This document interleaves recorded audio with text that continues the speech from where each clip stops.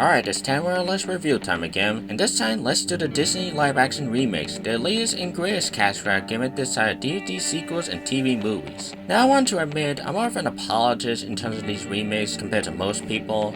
Not that I go out and see them opening day or something, but I do enjoy them in some way, shape, or form. Well, most of them I enjoy, but we'll get to it later. Some of them are very well known for better or worse, and some of them I bet most of you forgot even existed. Whole numbers out of 10, they get source for ironic enjoyment, superlative award, every Disney remake in 10 words or less. Someone's got some Tarzan in their Jungle Book. Can you tell the Home Alone writer made this? Most 90s voice acting ever. Whose puppet is it anyway? Piece of cake. When did Mrs. Big Head start playing the Red Queen? You can tell the original's only 10 minutes long. True Love's act doesn't always mean romance. Sound familiar? Yep, still got that foot fetish. Could use a little more cowbell. All that war because of a tart. What? Won't somebody please acknowledge the real Dragon remake? You sure the flower's more valuable than that Teleborn book? It's over, Pooh. Wait, I already did this. Maybe the second half was the scratch sequel. Still going. But it's the same movie. Did you even see Psycho? Okay, now you turn into a giant dragon? What a shame. Musha's not realistic enough. Add shape-shifting witch. Cruella de Vil wears Prada. Chris Pine. More like Peter Pan and Blandy. Oh, Lin-Manuel, you rapscallion. I want to watch Wicked. No, we have Wicked at home. Snow White and the 7 Polar Express rejects. Who are you and what have you done with Jumba? And that's everything. At least until Moana comes out.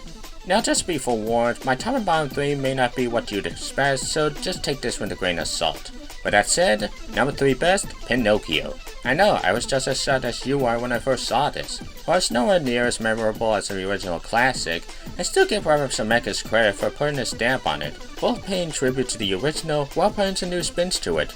Tom Hanks is a baller to pedo, the Warp Boy himself couldn't have looked any better from cartoon to live action, it's gorgeous to look at from the production design to the pleasure-riding sequence, which I'm upset didn't get a theatrical release. Sure, the Guillermo del Toro version spared that same year, but I was more than satisfied to have this tie me over until then.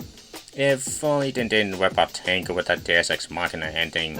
I mean, Jimmy spending all this time talking to the audience like, who knows if he actually became a real boy? Just turn around, Jimmy, it's right there. Number 3 worst, the 94 Jungle Book. Of all the movies on this list, this one's probably the most in-name only in terms of adaptation. Got us a coming-of-age story about a boy who becomes a man in the jungle, and is replaced by this boring Tarzan wannabe with him as a grown man, being found by this boring love interest with a stupid, not evil fiance played by Carrie Always. It's almost like Stephen Sommers couldn't wait until Disney made their own Tarzan movie, so he decided to make this when he already got the money. And while Disney was watching Rock Cut, they were like, maybe put in some recognizable names and it'll technically be a Jungle Book movie? You know it's bad when they didn't wait half a decade to scrounge together this DVD movie that's actually more faithful to the source material. And speaking of Jungle Book, number 2 best, the 2016 Jungle Book. Yep, from one Jungle Book to another. You may remember me talking about it in my Sins Beyond the Nostalgia Career video, so I won't try too long. Great adventure, fantastic visuals, which make it all the more unbelievable that pretty much everything except the main actor is on the soundstage, with a pinch of Kipling lore and little Easter eggs from the Disney version.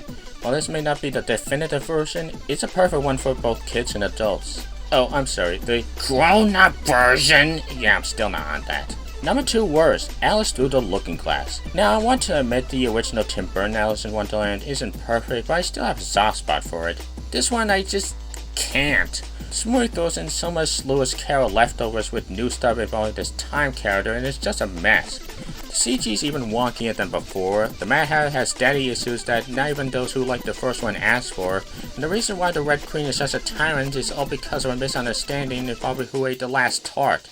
I won't mind so much, except after all that, after years of going into war and killing people left and right, she just makes up with her sister faster than you can say curiouser and curiouser. If only most real-life wars ended this way. Number 1 best, Cruella. Now for those complaining about these live-action Disney adaptations being so similar in copy and paste, watch this movie and see what they can truly be. This exploration of Cruella's backstory might as well be the Disney version of Joker. and arguably a better Joker than the sequel. Serial like it though, but that's another story. Of all the Disney remakes, this one's the most fun, the most engaging, and with the most dark edge. Fantastic music, outstanding costumes, stellar performances, gorgeous cinematography, it's just a delight. It's a hero that Disney remakes deserves, but given how much more money the other ones made, not the one it needs apparently. Number 1 worst, Peter Pan and Wendy. And the fact that this is my least favorite of these remakes hurts because David Lowery has proven himself with hit after hit. Hell, his last Disney remake was actually pretty decent for what it was, but somehow he or Disney, whoever's responsible, just followed immensely. This movie tries to be about the relationship between the two title characters, but Wendy seems to get the biggest screen time compared to the main character.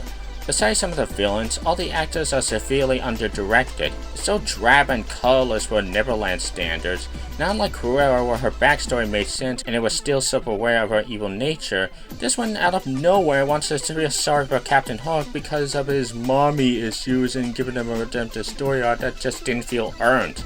Not since Gareth Hedlund's cowboy accident Pan have I seen such an icon like Captain Hook be so humiliated.